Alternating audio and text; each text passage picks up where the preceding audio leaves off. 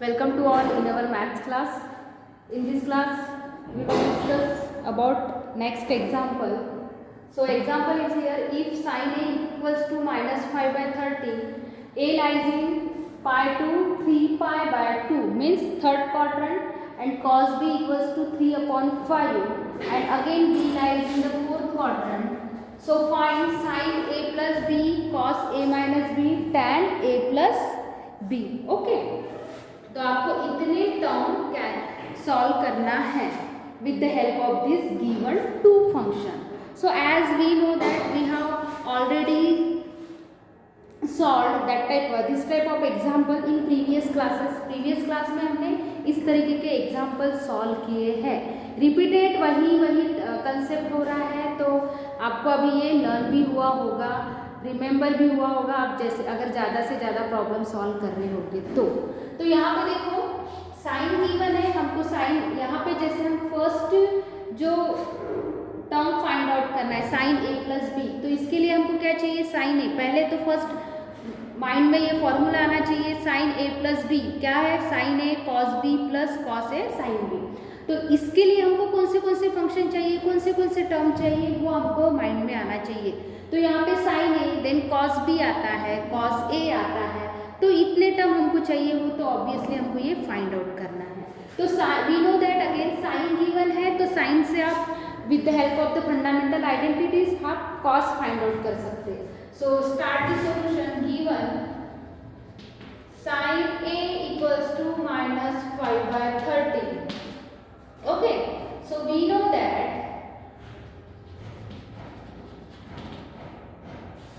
अब देखो यहाँ पे साइन गिवन है, मुझे कॉस चाहिए हमें, तो मैं कॉस के फॉर्म में लिखती हूँ.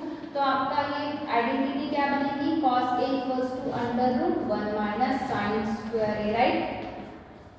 Okay, then move the value 1 minus 5 by 30 square, 1 minus ये कितना होगा 25 और इसका स्क्वायर 69. तो क्या होगा ये? अगर सिंप्लीफाई करोगे तो 144 अपॉन 169 मीन्स ये किसका, ये नंबर कौन सी नंबर का स्क्वायर है? इसका स्क्वायर रूट क्या आएगा? ऑब्वियसली 12 by 13 का है 169. तो स्क्वायर रूट लोगे तो प्लस माइनस 12 upon 13 आएगा. अब देखो लेकिन हमको यहाँ पे प्लस माइनस है कॉस, लेकिन हमको एक ही वैल्यू चाहिए, या तो प्लस या तो माइनस. तो इसके लिए हम क्या, इसके लिए ही यहाँ पे ए जो एंगल है वो कहाँ लाई कर रहा है, और वो जो एंगल जो क्वाड्रेंट में है वो क्वाड्रेंट में वो फंक्शन का क्या साइन है, इसीलिए हमने ये स्टडी की थी. तो यहाँ पे देखो A lies in the third quadrant. तो थर्ड क्वाड्रेंट में again add sugar to coffee से डिसाइड करो कॉस क्या रहता है always. But we can write but A lies in third quadrant. So in third quadrant cos क्या रहता है? Always negative. tan और cot पॉजिटिव, एंड रिमेनिंग जितने भी फंक्शन है वो निगेटिव रहते हैं. So therefore cos equals to क्या होगा? Minus 12 by 30. सिमिलरली अभी cos ए मिल गया, आपको जो cos भी है उससे क्या फाइंड आउट करना है? sin भी. सो नाउ अगेन तो मैं साइन के फॉर्म में लिखती हूँ. साइन ए इक्वल्स टू क्या होगा? अंडर रूट 1 माइनस, सॉरी यहाँ पे एंगल बी है तो बी लेंगे हम, कॉस स्क्वायर बी. तो cos square B value put करो, क्या है? 3 by 5 होल स्क्वायर. तो 3 by 5 का क्या आएगा? 9 by 5, सॉरी 25 आएगा. ओके, अगर इसको आप सिंप्लीफाई करोगे तो कितना आएगा ये? Under root 16 by 25. तो इसका स्क्वायर रूट लोगे तो क्या आएगा ये? प्लस माइनस यहाँ पे लिख लेना है, plus minus 4 by 5, right?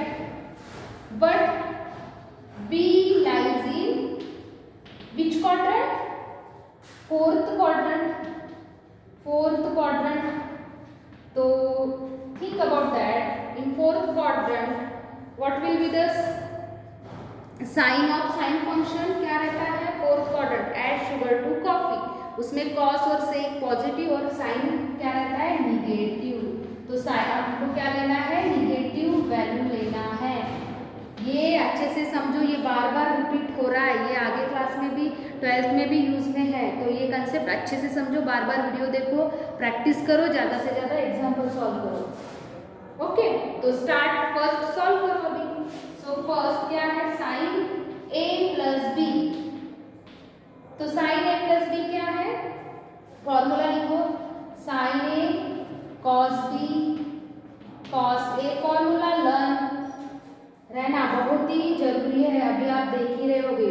Without formula we can't solve any example. Cos A and sine B, अब वैल्यू पुट करो यहाँ पे, देखो sine A is here minus of 5/30। उसके बाद कॉस बी कितना है 3/5। उसके बाद प्लस साइन है, देन कॉस ए मीन्स क्या है माइनस ऑफ 12/13। और साइन बी क्या है माइनस ऑफ 4/5। सिंप्लीफाई करो तो ये क्या आएगा, therefore sine A plus B equals to, ये कितना होगा 15/65 minus of 15/65, right. 5 3 and 13 5 then plus, यहाँ पे माइनस है तो मल्टीप्लिकेशन में minus plus minus, then plus sine as it is. And देखो यहाँ पे माइनस 12/13 एंड माइनस ऑफ 4/5, तो ये क्या होगा 12 4 48 मीन्स प्लस 48 अपॉन 65, राइट। तो इसका आंसर देखो कितना आता है 33 प्लस 33 अपॉन 65। 48 में से 50 माइनस किए तो आएगा ये 33 अपॉन 65 और बड़े नंबर का साइन दिया है। तो ये तो हो गया sign A plus B. Next question क्या है, कॉस ए माइनस बी। तो इसका फॉर्मूला क्या है, cos A cos B plus sine A sine B. Okay, so therefore cos A value put करो, कॉस ए है माइनस 12/13, देन कॉस बी है 3/5 plus sine ए है माइनस 5/13 एंड नेक्स्ट क्या चाहिए, साइन बी है माइनस ऑफ 4/5। सिंप्लीफाई करो, ये आएगा माइनस ऑफ 36 अपॉन 65। अगेन ये माइनस माइनस प्लस, ये middle sine plus as it is रहेगा। ये कितना होगा 20 अपॉन 65, तो कितना होगा ये 16 अपॉन माइनस ऑफ 16 अपॉन 65। ये क्या होगा cos A minus B. Next क्या चाहिए इनको, tan a प्लस बी। तो tan a प्लस बी का फॉर्मूला रिकॉल करो, क्या है tan a। अभी हाँ, इसके लिए हमको पहले tan चाहिए, हम tan फाइंड आउट करेंगे, tan a और tan b। तो tan a मीन्स क्या होगा sine a upon cos a। Sine A क्या है माइनस 5/13 और कॉस ए क्या है माइनस 12/13। 13 कैंसिल हो क्या रहेगा, और ये माइनस माइनस कैंसिल होकर न्यूमरेटर डिनोमिनेटर का ओनली 5/12 राइट है। नेक्स्ट tan b मीन्स क्या होगा आगे sine b upon cos B. Maximum बच्चे गलती करते हैं, यहाँ पे एंगल चेंज है, जो एंगल यहाँ पे है वही यहाँ पे रेशियो में आएगा। कभी कभी क्या होता है यहाँ पे एंगल डिफरेंट रहता है और यहाँ पे डिफरेंट लिखते हैं, ऐसे नहीं, ये एंगल ही आएगा रेशियो में, क्योंकि यही एंगल का आप कंसिडर कर रहे हो ना रेशियो। सेम यहाँ पे tan b मीन्स क्या होगा sine b upon cos b। तो साइन b वैल्यू क्या है, साइन b वैल्यू है माइनस 4/5। मैं ये यहाँ पे लिखती हूँ, sine b upon cos b। तो अगर आपके लिए छोड़ रही हूँ, ये अगर सिंप्लीफाई करोगे तो ये इसका आंसर आएगा -4/3। Remember.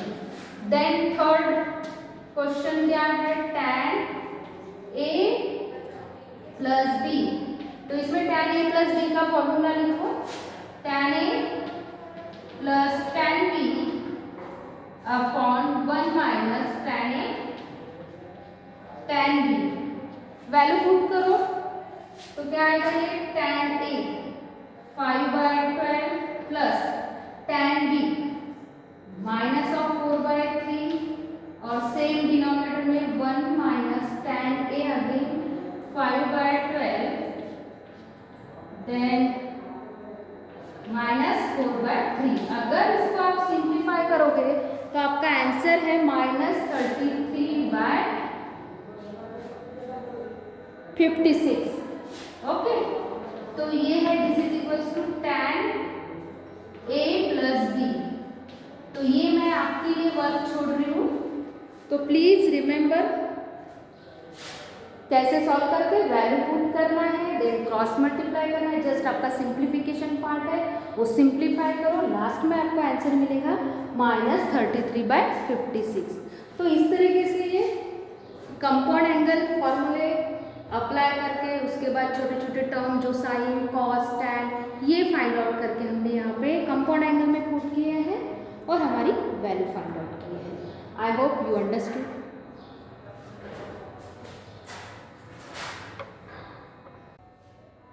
Now come to the next example, which is if tan a equals to 5/6, tan b equals to 1/11, then prove that a plus b equals to pi/4। Okay, सिर्फ क्वेश्चन जो है nature of question वो different है, आपको same concept use करना है। तो start the solution. Given क्या है, tan a equals to 5/6 and tan b equals to 1/11। okay, then we know that tan a plus b, क्योंकि यहाँ पे a प्लस है इसलिए मैं tan a plus b का फॉर्मूला अप्लाई करूंगी। तो tan a plus b equals to क्या होता है, tan a plus tan b upon 1 minus tan a tan b।